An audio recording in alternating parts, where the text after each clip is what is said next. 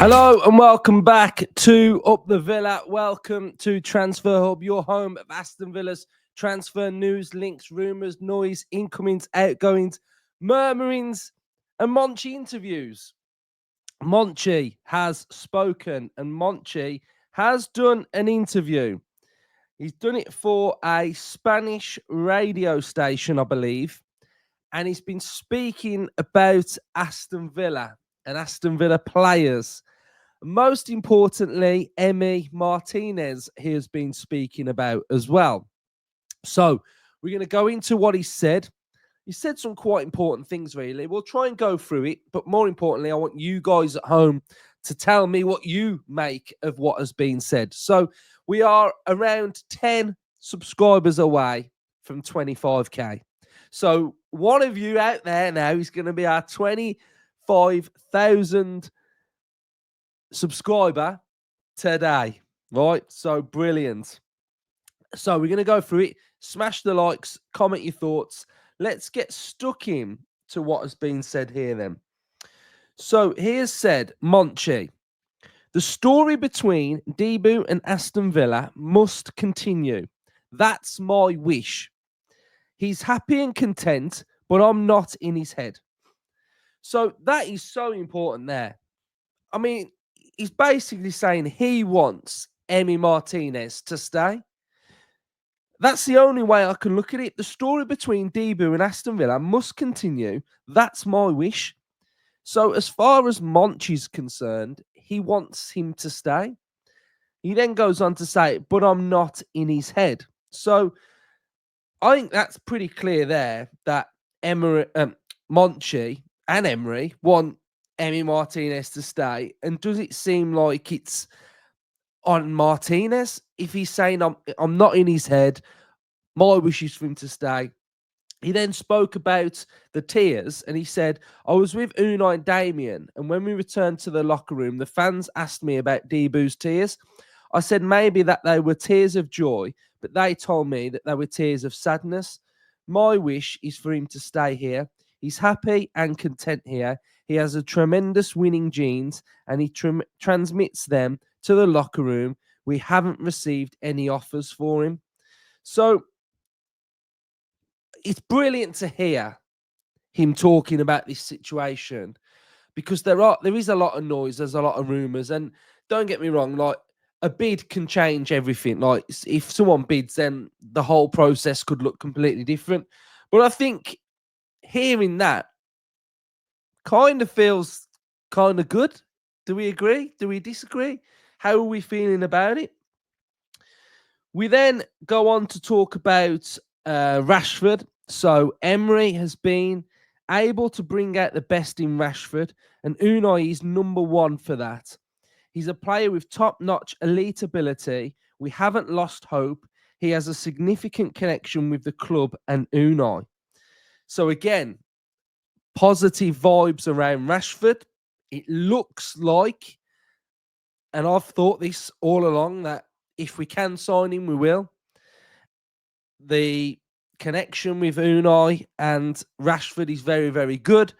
Reiterating what we know there about Emery getting the best out of every single player. Brilliant. Music to our ears, guys. Anyone that loves Transfer Hub out there, I know there's a few of you. The Premier League ended 9 days ago and we haven't stopped. There's no time to rest. The sporting director's vacation is in September. That is me right there, guys. That is me right there. Season ends. I do not stop. We fire up Transfer Hub. And my time for a holiday is in September. When did I go on holiday? Last year. September. I went to Italy. So me and Monchi, we're connected. We're together.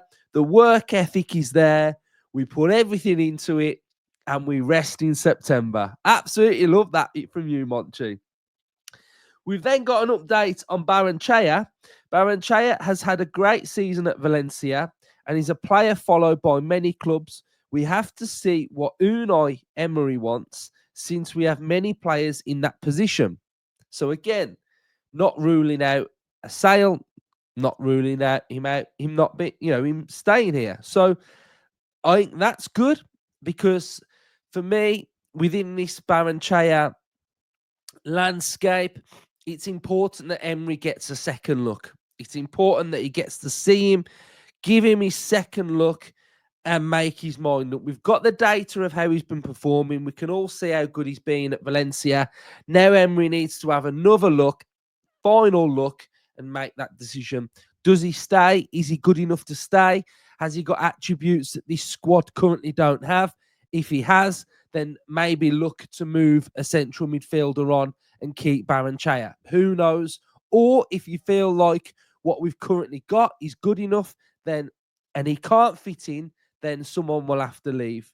So I think that's very interesting there as well. Have we got any more updates? I don't think there's anything else. He does mention that we're not signing Ferran Torres. So he does mention that one.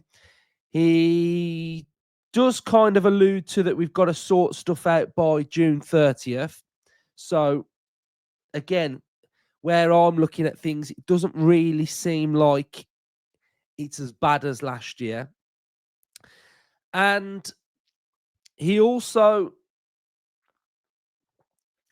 didn't, but I saw something from Craig Butler, Leon Bailey's stepdad and agent, mentioning that Neom aren't the only Saudi team that are in for him and that they're negotiating with other teams as well. So that's quite good, because if there's a little bit of a Saudi tug of war, then we can just maybe increase the price slightly. So that's good. So looks like negotiations for Bailey are still going on as well.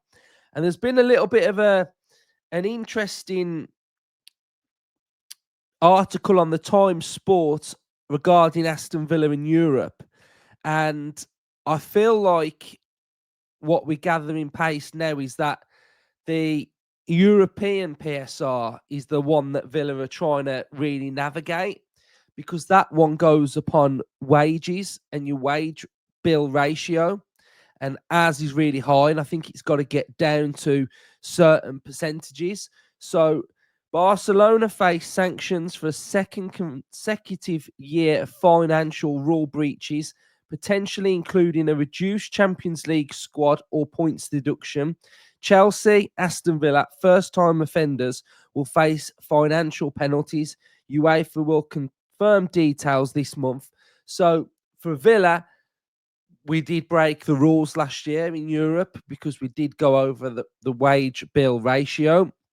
So it's important that this time we comply. Otherwise, we're going to be in the same situation as Barcelona, possibly get a points deduction or Champions League squad being reduced if we get into that competition. Or I guess if you're in a different competition, then you get your wage bill reduced for sort of like whatever competition you're in, really. So last night, this all dropped, all this noise around Monchi. Did an interview. I kind of like that he does these interviews. I kind of like that he does them and they're a bit obviously translated and in Spanish, and he sticks to his roots. And I kind of like that vibe from him, really. I do kind of like it. So that's good. Have we got anything else? We've got. I haven't really spoke about Nipan, have I? And Aston Villa's interest in Nipan has decreased, apparently. And apparently that everything rests on the player's side now. And Emery did a massive PowerPoint to show him where he could fit in the Villa landscape and where he could play and where he would feature, etc. And he showed his family, etc.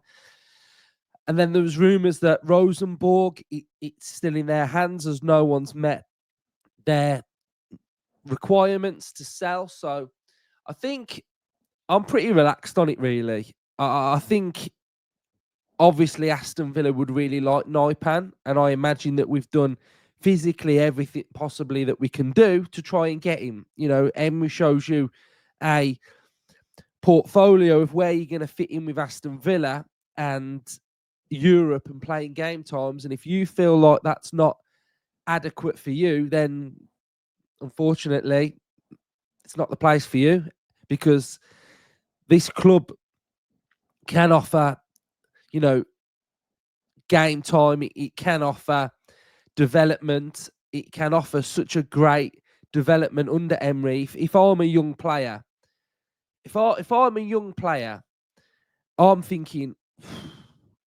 this guy can make me a superstar. He can coach me. He can nurture. He can grow me as a person. I can develop. I can play if he's saying I can play. So, and it's being good enough as well. It's being identified as being good enough. If you're good enough, then I imagine he's going to play you. But the position that we're in right now is that we're not offering game time to. We're not an up and comer. We're not mid table. We're not trying to just survive. We're trying to qualify for the Champions League, and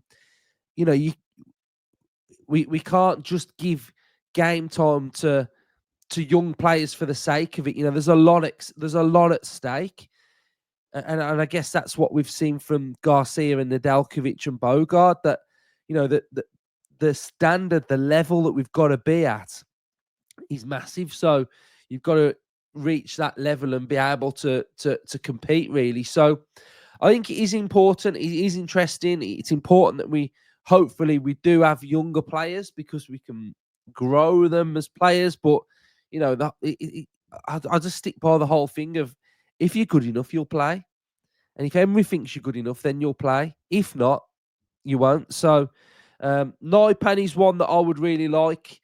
I did a real in-depth episode on the villains about him.